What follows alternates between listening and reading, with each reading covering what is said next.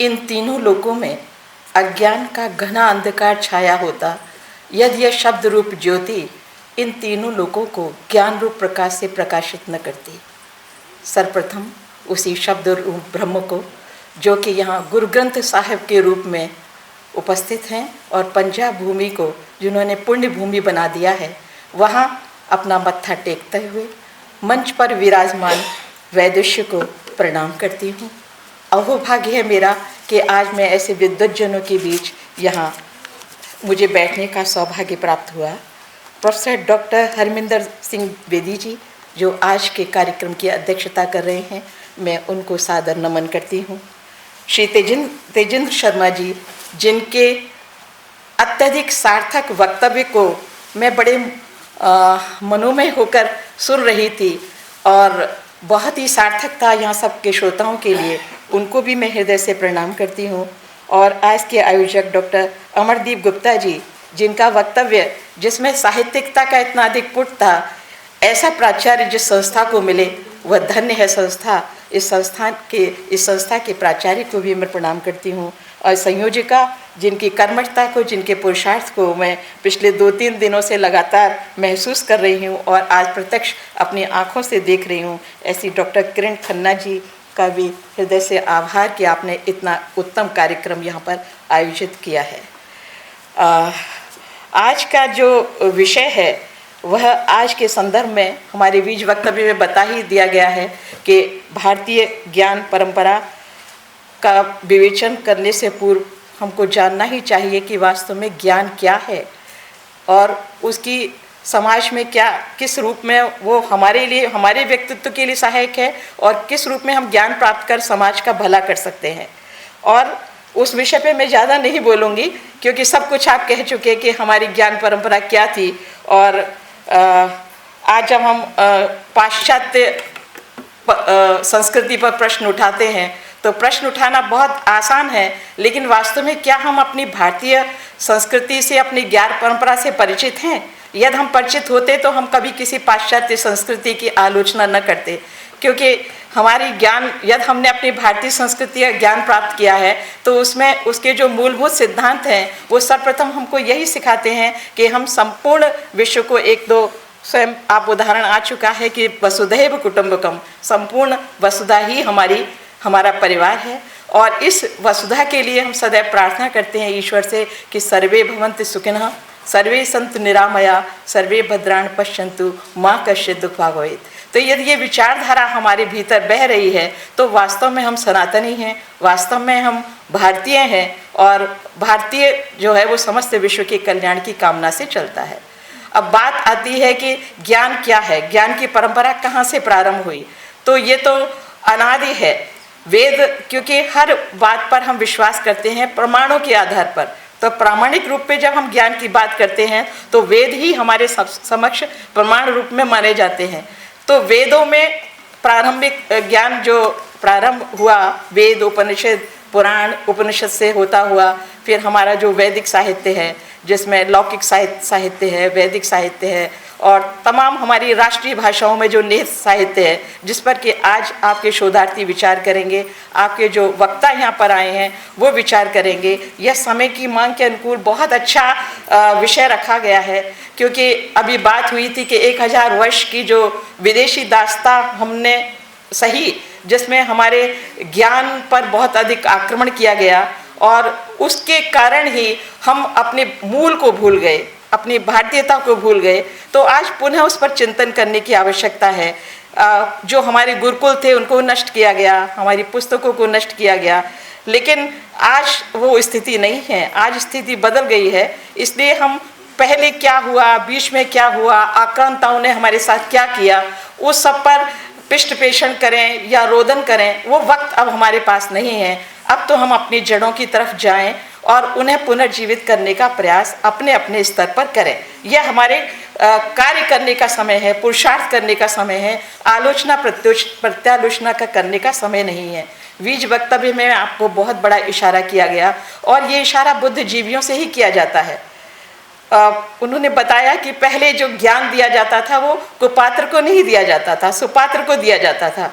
कुपात्र को दिया हुआ ज्ञान रावण का उदाहरण भी दिया। रावण भी बहुत बड़ा ज्ञानी था, लेकिन उसने विद्या का दुरुपयोग किया, वो आचरणहीन हुआ, इसलिए इतिहास में उसको आदर की दृष्टि से नहीं देखा जाता। लेकिन राम ने उसी ज्ञान का सदुपयोग किया, इसलिए वो मर्यादा पुरुषोत्तम राम कहलाए और हम सबके आदरणीय बने। तो ज्ञान वही है जो हमको सही मनुष्य बनाता है। सर्वप्रथम ज्ञान का जो लक्ष्य है वो है हमको मनुष्य बनाना। तो मनुष्य कौन होता है कि ये तो शारीरिक रूप से तो हम मनुष्य हैं, ठीक है, स्त्री हैं, पुरुष है, लेकिन वास्तव में यदि हमारा आचरण मनुष्य का आचरण तो अलग तरह का होता है। मनुष्य वह होता है जिसमें मानवीय गुण होते हैं, प्रेम है, मुदिता है, सहिष्णुता है, मैत्री है, करुणा है, पर दुख कातरता है। ये गुण जिस मनुष्य के अंदर है वही वास्तव में मनुष्य कहलाने का अधिकारी है। तो पहले तो हम स्वयं अपने आप को परखें, और यहाँ बुद्धिजीवी है इसलिए मैं ये सब बात कर रही हूँ कि हम स्वयं परखें कि क्या हम सचमुच मनुष्य कहलाने के अधिकारी हैं। तो यदि हम अधिकारी हैं तभी हम अधिकार पूर्वक अपनी बात कह सकते हैं। यदि अध्यापक में ये सारे गुण हैं तभी वह शिष्यों को ये ज्ञान दे सकता है। तो यहाँ अध्यापक वर्ग है, अध्यापक वर्ग निरंतर अपना चिंतन मनन करे, अपने व्यक्तित्व का, अपने कृतित्व का निरंतर परिष्कार करे, आलोचना प्रत्योचना की दुनिया में न जाकर आज हम क्या कर सकते हैं उसी पर उसकी दृष्टि रहे। आज का जो विषय है कि ये विषय बहुत बृहत्तर है, केवल हिंदी की बात हम करने के लिए यहाँ पर नहीं आए हैं। हिंदी तो हमारी एक संपर्क भाषा है, हमने स्वयं आविष्कृत की है। हिंदी के आधार पर हमको बहुत तोड़ने की, अलग अलग करने की कोशिश की गई। अब वो विषय बहुत पुराना पड़ गया। अब हम सबको इस विचार को जान लेना चाहिए कि जैसे हमारी अन्य प्रादेशिक भाषाएं हैं, हिंदी वैसी भाषा नहीं है, और हर भाषा हमारी पूजनीय है। मातृभाषा सर्वोपरि है। जैसे माँ हमारे जीवन में सर्वप्रथम स्थान रखती है, वैसे ही मातृभाषा और हमारी मातृभूमि, ये तीन चीज़ हमारे लिए विशेष मायने रखती हैं। तो हमारी जितनी भी प्रादेशिक भाषाएं, हमारे भारत में जितनी भी बोली जाने वाली भाषाएं हैं, वो सब हमारे लिए आदरणीय हैं। उन सब के प्रति हमारे हृदय में श्रद्धा का भाव होना चाहिए। और हम अध्यापक हैं, हम पढ़े लिखे कहते हैं, अपने आप को शिक्षित कहते हैं, तो हमें भाषाओं के इतिहास की भी थोड़ी जानकारी होनी चाहिए। यदि हमको जानकारी होगी तो कोई व्यक्ति हमको आपस में लड़ा नहीं सकेगा। क्या है वो वास्तविक जानकारी? हमारी मूल भाषा क्या है, मूल साहित्य क्या है? आप सब जानते हैं कि मूल साहित्य हमारा वेद है। वेद की भाषा क्या है? संस्कृत। संस्कृत से ही सब भाषाएं हमारी निकली हैं, वो अलग अलग कैसे हो सकती हैं? वो तो भाषाओं में जो अलगाव होता है, आप लोग स्वयं विज्ञ हैं, आप सब जानते हैं। तमाम राजनीतिक कारण होते हैं, भौगोलिक कारण होते हैं, सामाजिक कारण होते हैं, राजनीतिक कारण होते हैं, जिनके कारण भाषाओं में भेद उत्पन्न होता है। लेकिन भाषा वैज्ञानिक दृष्टि से आप देखिए तो मूल हम सब भाषाओं का एक ही है। फिर किस बात का अलगाव, किस बात का ये सोचें कि आपकी भाषा अलग है, मेरी भाषा अलग है, और इस तरह से हम एक होते हुए भी अलग अलग हो जाते हैं। बात जब हो रही थी कि वसुधैव कुटुंबकम की हम बात तो करते हैं, उदाहरण तो देते हैं सबके समक्ष, लेकिन क्या वास्तव में हम उस रास्ते पर चल रहे हैं? नहीं चल रहे, क्योंकि हम सत्य से अनभिज्ञ हैं, हम ज्ञान से परे हैं। हमने शब्द ज्ञान तो प्राप्त कर लिया है, लेकिन वास्तविक ज्ञान, मनुष्यत्व का ज्ञान, भारतीयता का ज्ञान हमने प्राप्त नहीं किया। यदि प्राप्त किया होता तो हमारा एक ही धर्म होता, भारतीय था, और एक ही पहचान होती भारतीय, और एक ही पहचान होती कि हमारी समस्त भाषाएं अपनी हैं। लेकिन उन समस्त भाषाओं में किसी तरीके से समन्वय स्थापित, प्रथम पंक्ति में अलग भिन्न भिन्न प्रादेशिक भाषाओं के बोलने वाले लोग बैठे हुए हैं, तो कोई एक भाषा तो ऐसी हो जो हम सब में एक साथ हम लोग विचार विनिमय कर सके। हमारे आज़ादी से पूर्व इस कमी को महसूस किया गया, इसीलिए उन्होंने हिंदी को ये सोच करके यही एक भाषा है जो कि 1000 वर्ष की जो परतंत्रता रही, उस परतंत्रता के कारण हिंदी भाषा का आविष्कार किया गया। इंटेंशनली, विशेष रूप से सोच समझकर वो भाषा आगे बढ़ी, क्योंकि पहले मुगलों को यहाँ शासन करना था। वो यहाँ की भाषा, जब तक कोई भी कितना भी प्रतापशाली राजा हो, यदि वो वहाँ की भाषा नहीं जानेगा तब तक वहाँ के लोगों पर राज्य हुकूमत नहीं कर सकता। तो वो उनको मजबूरी थी, तो उनको ये थोड़ा सरल रास्ता मिला। अंग्रेज़ों ने भी अंग्रेजी से तो भारत नहीं का शासन नहीं चलाया, उनको भी हिंदी सीखनी पड़ी। अपने अपने तमाम उन्होंने साधन जुटाए, कॉलेजेस में विभाग खोले और हिंदी को आगे बढ़ाया। तो हिंदी को लेकर किसी के अंदर कोई भी दुर्भाव का भाव नहीं होना चाहिए। समझ जाना चाहिए कि ये आज वक्त की आवश्यकता है। अब बात होती है कि ज्ञान परंपरा के लिए क्यों समस्त भाषाओं की बात होती है? क्योंकि यदि हम ज्ञान की परंपरा का आविष्कार करने जाएंगे तो वास्तव में हमें समस्त प्रादेशिक भाषाओं की में प्रवेश पाना होगा। सर ने कहा कि उन स्थानों पर जाइए जहाँ साहित्य रचना हुई, उन स्थानों पर जाइए जहाँ प्राचीन गुरुकुल थे जिनको ध्वस्त कर दिया गया, उन आविष्कारों की तरफ दृष्टि डालिए। जैसे शून्य का उदाहरण दिया, आप दृष्टि डालिए, फिर उसके आगे की परंपरा को देखिए कि उसके आगे क्या हुआ।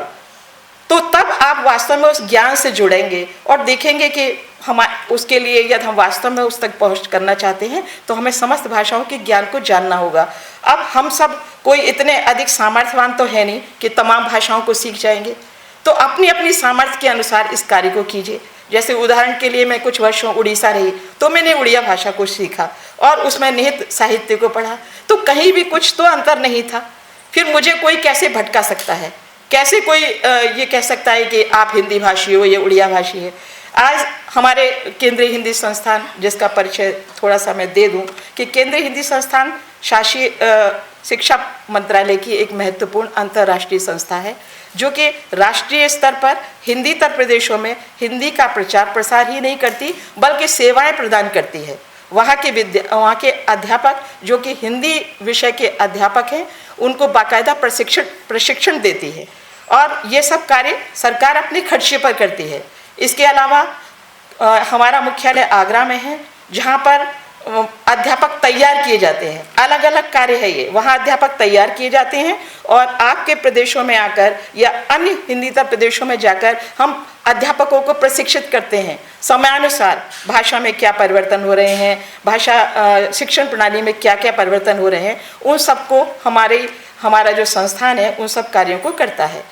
हमारे 8 केंद्र हैं भारतवर्ष में जो कि 8 केंद्र हिंदीतर प्रदेश में हैं और हम अलग अलग प्रदेशों की जिम्मेदारियां हैं हमारी, ताकि वहाँ हिंदी की में जिस तरह की वहाँ की संस्थाओं को जो भी परेशानियां आ रही हैं उनका हम समाधान करते हैं। यह मुख्य कार्य है। इसके अलावा हम 8 पत्रिकाएं महत्वपूर्ण चलाते हैं। उन महत्वपूर्ण पत्रिकाओं में हिंदीतर प्रदेशों के ही रचनाकारों की रचनाएं छपती हैं। आप भी यहाँ पंजाबी भाषा में जो कुछ भी लिख रहे हैं उसका हिंदी अनुवाद कर हमारे केंद्र पर, हमारे मुख्यालय में भेज सकते हैं। इसी तरह से बहुत सारी योजनाएं, अनुसंधानात्मक कार्य चलते हैं हमारे यहाँ।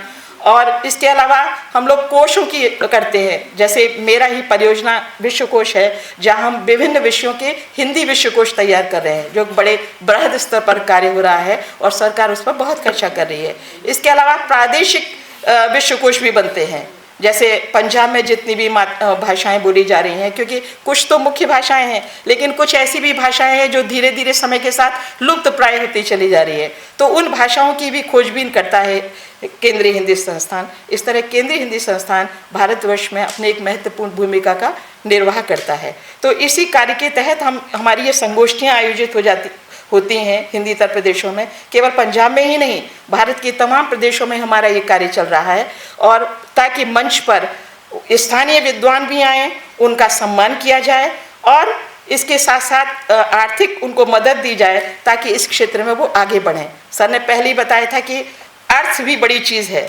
धन भी बड़ी चीज़ है, धन के बिना कुछ होता नहीं है। भले ही बड़ी बड़ी बात आप कर लीजिए लेकिन वास्तव में अर्थ की भी अपनी एक शक्ति है।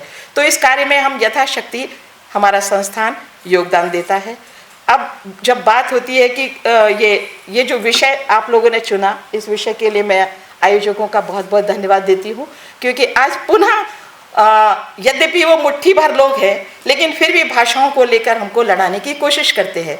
तो जब इस तरह के कार्यक्रम होंगे जहाँ भाषा भेद की कोई बात ही नहीं होगी तो ऐसी जो नकारात्मक शक्तियाँ हैं हम उनको पनपने नहीं देंगे। उनके पनपने से ही पूर्व हम उनको ध्वस्त कर सकते हैं, लेकिन उनको ध्वस्त करने के लिए हमारे अंदर नैतिक शक्ति होनी चाहिए। हम स्वयं पहले से उस रास्ते पर चलें। सभी भाषाएं वंदनीय हैं, इस बात को हम अपना सूत्र रूप बना लें। प्रत्येक अध्यापक, कभी कभी मैं पंजाब में जब नवीकरण कार्यक्रम में जाती हूँ तो वहाँ के हिंदी अध्यापक अक्सर शिकायत करते हैं कि हमारे साथ बड़ा बेगाना सा व्यवहार होता है, हमारा सम्मान नहीं होता, हमारे लिए अरे ये तो हिंदी अध्यापक है, इस तरह की बातें होती हैं तो उनको थोड़ा कचोटती हैं, उनको थोड़ा दुख होता है। तो मैं उनसे ये नहीं कहती हूँ कि आप व्यवस्था को बदलो, मैं उनको स्वयं बदलने के लिए कहती हूँ कि आप अपने आचरण में इतना आकर्षण, इतनी शक्ति पैदा करो कि लोग आपका सम्मान करें, आपकी वाणी में अन्य अध्यापकों की अपेक्षा अधिक विनम्रता हो, अधिक ज्ञान की गरिमा हो, आपका व्यक्तित्व तो ऐसा होना चाहिए कि लगे कि हाँ ये अध्यापक है, क्योंकि आप साहित्य के अध्यापक हैं। तो इस तरह का आपका आचरण होगा तो आज नहीं तो कल वो आप सबका सम्मान करने लगेंगे। तो यही हम अध्यापक लोग यही सब कर सकते हैं। तो मुझे भी लिमिटेड समय दिया गया है, बहुत अधिक नहीं कहूँगी, बस यही कहूँगी कि हमारे बीज वक्तव्य में आपको बता दिया गया है कि आप चिंतन करें, मनन करें, अच्छे श्रोता बने और प्रश्नों को उठाएं। प्रश्नों के उत्तर के लिए आज हमारा मंच ऐसे वैदुष्य से अलंकृत है जो कभी कभी लोगों को मिलता है।